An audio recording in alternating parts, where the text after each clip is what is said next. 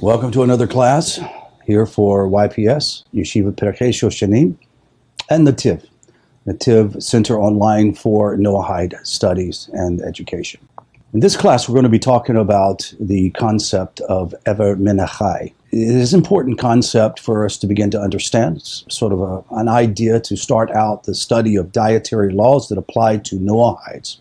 The most important prohibition in this arena is this concept of min chachai, that of a limb taken from a living animal. It seems to be a fairly obscure text when you read it, but in reality, we hope to be able to deal with it fully so you can understand what this means. Though it may mean at first, it seems to be a sort of a narrow prohibition. It involves several very important details. The question should be asked, when was the concept of Ever Menachai given? As we should recall from a very early lesson, the Talmud derives all 7 laws from Genesis 2:16, which states, "And the Lord God commanded the man, saying, of every tree of the garden you may surely eat." Ever Menachai, besides being derived from this verse, was also commanded directly to Noah after the flood. There are 2 opinions as to the reason for this repetition. Both of these interpretations are tied to another Talmudic debate as to whether or not Adam was permitted to eat meat. Rashi and Tosafos both hold that, as the Talmud states, all 7 laws were given to Adam at the time of creation. This would include even this concept of min chachai. Of course, Ever Menachai could only be relevant if Adam was permitted to eat meat at this time. According to Rashi and Tosafos, Adam was permitted to eat meat. However, he was not allowed to kill animals for food. Adam was only allowed to eat animals that had died on their own. It was not until after the flood that man received permission from the Holy One to kill animals for food. Maimonides understands the Talmud's derivation of the Noahide laws from Genesis, a supporting allusion to the existence of the laws prior to the time of Noah.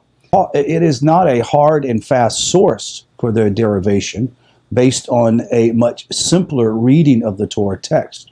Maimonides proposes that a man was not given permission to eat meat until after the flood. Therefore, Adam could not have been given the command regarding to the concept of Ever Menachai. It was only after the flood, when man was permitted to eat meat, that God gave the commandment against this concept of Ever Menachai. Tosafos and Rashi and Maimonides, however, agree to the following points. At creation, Adam was given the right to use animals for any useful task, as the Torah teaches. And God blessed them, and God said to them, "Be fruitful and multiply and replenish the earth and subdue it, and have dominion over the fish of the sea and over the fowl of the air and over every living thing that creeps upon the earth." This permission, however, did not extend to killing animals for food. Now, considering these 2 points of the utility of animals for human needs versus the prohibition of killing them for food, the question naturally arises: was Adam allowed to cause pain or suffering to animals? It is said by the Tzar Ba'ali Chaim, animal cruelty is the prohibition against cruelty, is a statement that is essential for the Noahide. It applies to Noahides. This exact detail of the prohibition will be examined in greater detail in a future lesson. For the purpose of this lesson, though, we at least need to know that it applies to and will be relevant to our study of the laws of Ever Menachai. The commandment to Noah states this, that in times of Noah, all agreed that man was given permission to now kill animals for the sake of food. "The fear of you and the dread upon you shall be every beast of the earth and every bird of the sky and upon everything that moves upon the earth and upon all the fish of the sea, and to your hand they are given. Every moving thing that has life shall be yours for food. I have given them unto you like the green herbage."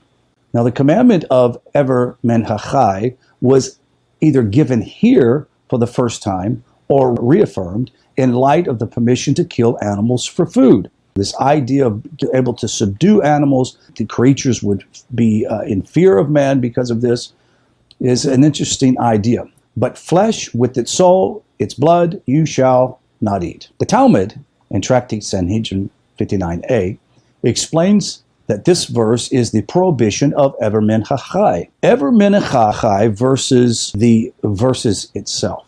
The term Ever min hachai is a Talmudic paraphrase of the source verse for the prohibition. It is much more convenient and indeed specific way of referring to the law.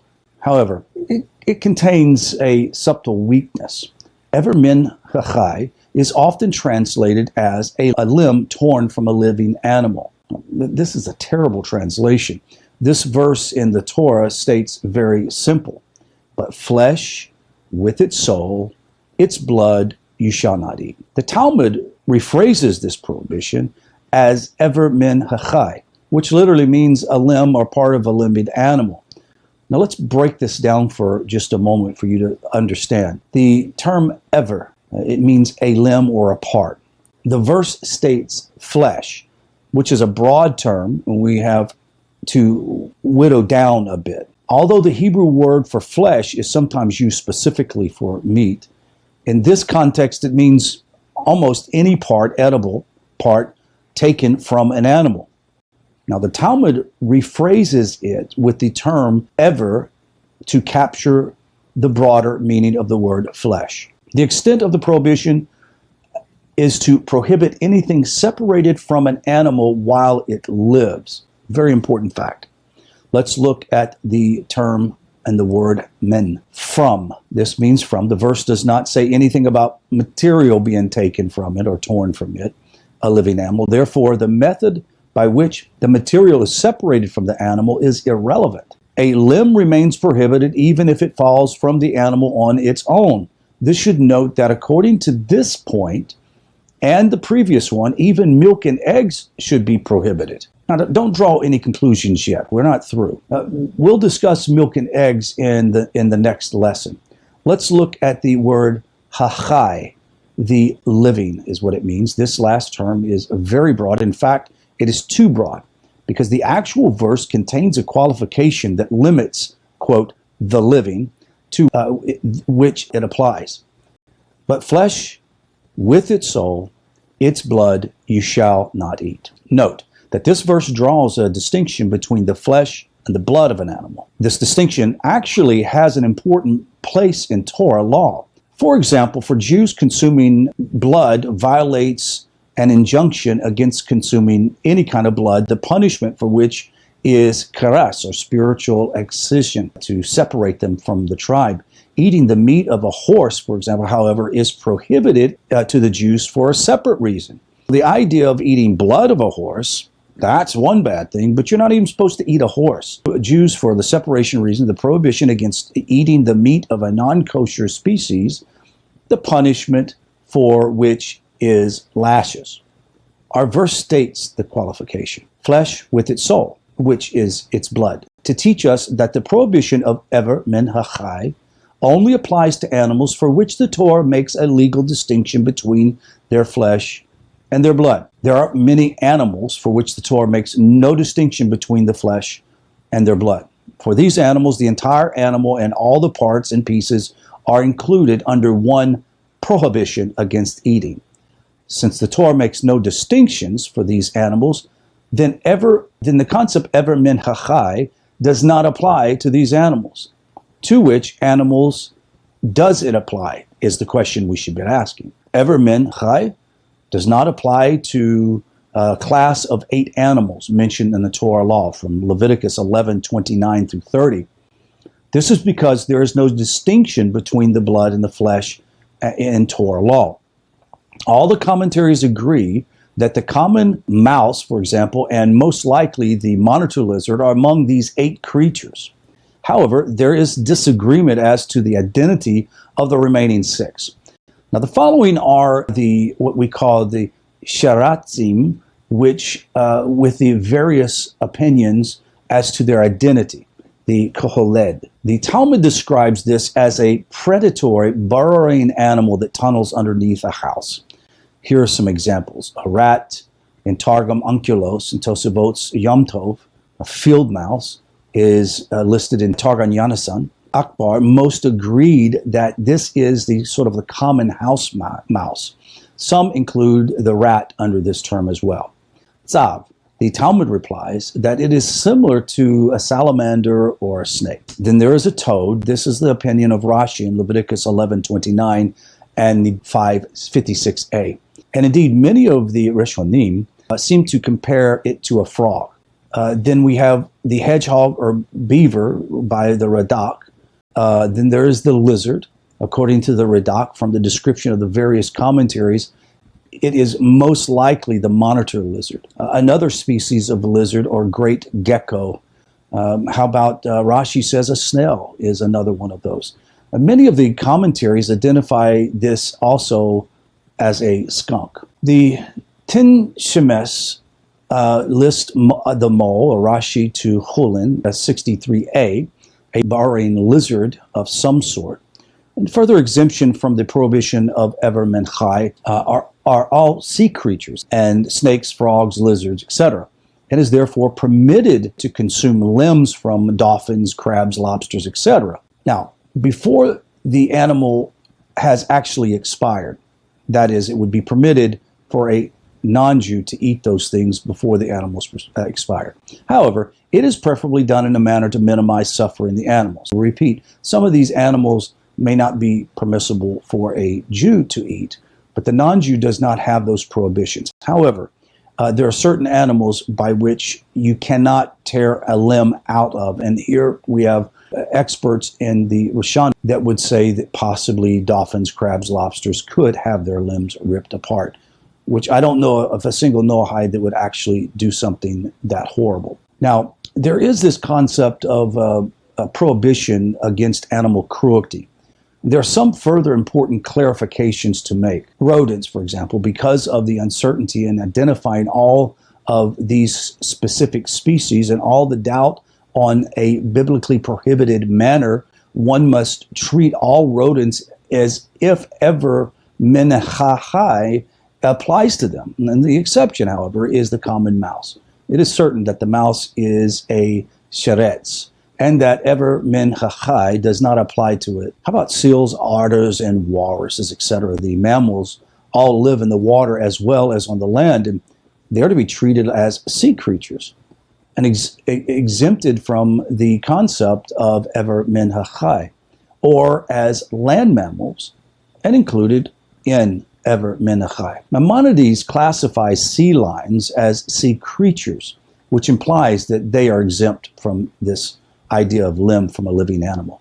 Chulin 127a, if a mammal can travel on land of its own power, then it is considered a land animal in halakha. The Mishnah in Kelim 17:13, the carcass of a sea lion is subject to certain types of ritual impurity that do not apply to sea animals. Therefore, the sea lion must be a land animal. Tafnas states on Maimonides, based on many of the cited rebuttals, rejects Maimonides as the law of this practice. In practice, seals, otters, and walruses and similar creatures are considered land animals and subject to this concept of a limb from a living animal. Now, what is called basar, flesh? The source verse prohibits basar, or flesh, from a living animal. This means that one is only liable for punishment for having eaten basar from a living animal. However,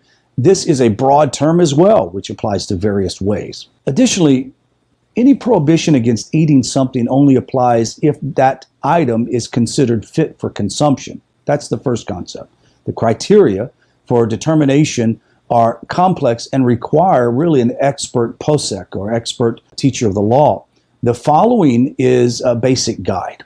Again, note that we're not dealing with what is called basar for the sake of liability. Eating anything from a living animal is prohibited. Bottom line, even if it does not incur punishment for doing. Let's look at the concept that comes behind the idea of what to do with the bones. Because bones are not considered fit for human consumption, they are not called basar. One should not eat them. However, bone marrow is considered basar, flesh. How about tendons and sinew?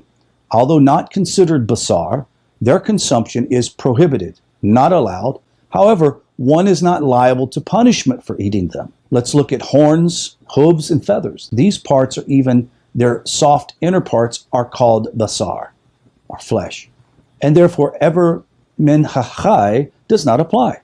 Again, however, they should not be consumed. Flesh of the bird. Although the prohibition applies to birds, just as it does to land mammals, one is not liable to punishment for consuming flesh of a bird.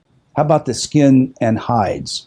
Hides and skins are sometimes called bashar and sometimes not called bashar. Any question of ever min hachai that may arise regarding hides or skin should be presented to an expert in Torah law who can explain these things. Let's look at Noahide laws. First, a placenta expelled naturally by an animal may be eaten and is not included at all in the prohibition of ever min hachai. However, if it is removed from the animal before it gives birth, then it is prohibited as a limb of a living animal. Blood is not included in the prohibition of ever min hachai. As we mentioned above, the Hebrew word bashar is flesh, a broad and includes almost all parts of an animal, including the blood. However, the source verse making this distinction between blood and flesh states this: but flesh with its soul, its blood, you shall not eat. Maimonides and Kesef Mishnah, based on Sanhedrin, explain that this prohibits bashar taking from an animal while it is living, but not the blood taking from the animal while it is living. Blood may be consumed by Noahides even if it is taken from an animal while it is living. This concept itself should answer a few of the questions that many Noahides ask, that if we are not to eat the limb of a living animal, would that not be eating blood, and that we should not be eating blood? Well, it is very clear that this is talking about animal cruelty. It's talking about ripping a limb off an animal that's alive and consuming its flesh. The blood in the flesh is not prohibited. Therefore, Noahides are not obligated to eat what we call hechshered kosher meat that is served in Jewish markets. Do many Noahides do that? Yes, they do, and they're very careful with it. But I would say that there are plenty of Noahides that are looking for direction in this, and it is clear eating a steak that has not been shecht or butchered with kosher methods is still not prohibited. You can clearly have that kind of meat and not be in any violation of Torah law. That concludes this class, and we'll see you in the next one. Shalom.